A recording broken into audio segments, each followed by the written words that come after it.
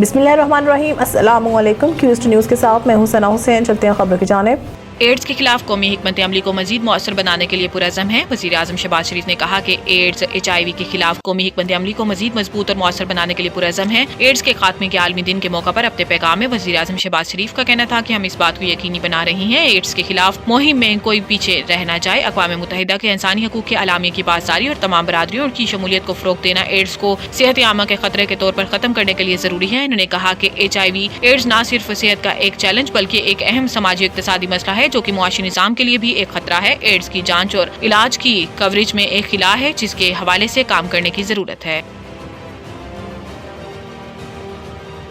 कुरम में कबायली झड़पें 11वें रोज भी जारी। हलाकतों की तादाद 130 तक पहुंच गई। जिला कुरम में कबाइल के दरमियान झड़पें 11वें रोज भी जारी हैं, जिसमें मजीद 6 अफराद जाँ बहक और 8 जख्मी हो गए। पुलिस के मुताबिक फायरिंग के वाकयात में अब तक 130 अफराद जाँ बहक और 186 जख्मी हो चुके हैं। कबायली झड़पों के बायस पिशावर पारा चनार मरकजी शाहरा समेत आमदरफ्त के दीगर रास्ते भी बंद है, जबकि मरकजी शाहरा और पाक अफगान खरलाची बॉर्डर पर आमदरफ्त भी मुअत्तल है। शाहराओं की बंदिश से तेल, अशिया खुर्दनोश और अद्वियात की शदीद किल्लत पैदा हो गई है।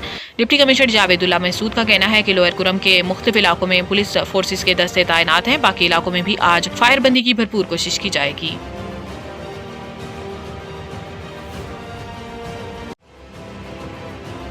सदर जरदारी ने पहले दौरे सदारत में बलूचिस्तान और पंजाब में गवर्नर राज नाफिज किया। खैबर पख्तूनख्वा के वज़ीर आला अली अमीन गंडापुर, जिनकी सियासी वाबस्तगी पाकिस्तान तहरीक इंसाफ से है और जिन पर अपने हुकूमती मनसब के इख्तियारात और वसाइल को विफाक के साथ सियासी महाजराई में इस्तेमाल करने के इल्जामात, जिनकी वाकयाती शहादतें भी मौजूद हैं, कि बाइस इस हद तक मतनाज़े हो चुके हैं कि सूबे में गवर्नर राज की कयास आराइयों का सिलसिला जो काफी दिनों से जारी था, अब इस्लामाबाद में एहतजाज के दौरान पेश आने वाले खूनी वाकयात के बाद इनमें शिद्दत आ गई। ताहम विफाकी वज़रा और दीगर आला हुकूमती शख्सियात के साथ साथ जमीयत उलमा इस्लाम की सरबराह मौलाना फजल रहमान और पीपल्स पार्टी के चेयरमैन बिलावल भुट्टो जरदारी अगर मगर और लेकिन के खदशात और अमकानात के साथ सूबे में गवर्नर राज के नफाज को आइन और जमहूरियत के मुनाफी करार देते हुए इसके मुखालफत कर रहे हैं। माजी करीब की तारीख में बलूचिस्तान में 2013 में इस वक्त के सदर आसिफ अली जरदारी ने सूबाई हुकूमत खत्म करके आइन के आर्टिकल 234 के तहत वहाँ गवर्नर राज नाफिज किया था। इसकी वजह से क्वेटा में मुजाहिरीन का धरना था जो इन्होंने 2 खुदकुश हमलों में 100 से ज्यादा अफराद की हलाकत के बाद दिया था।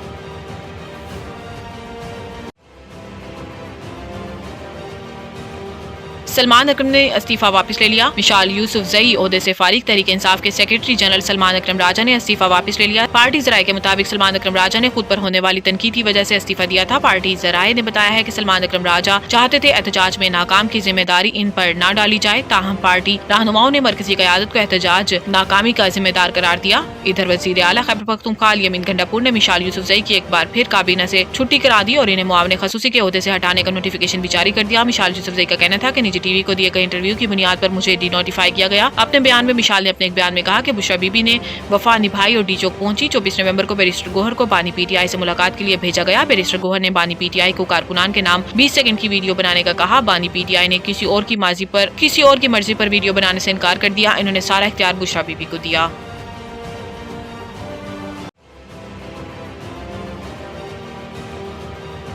मज़ीद न्यूज़ और अपडेट के लिए देखते रहिए क्यूस्ट न्यूज़।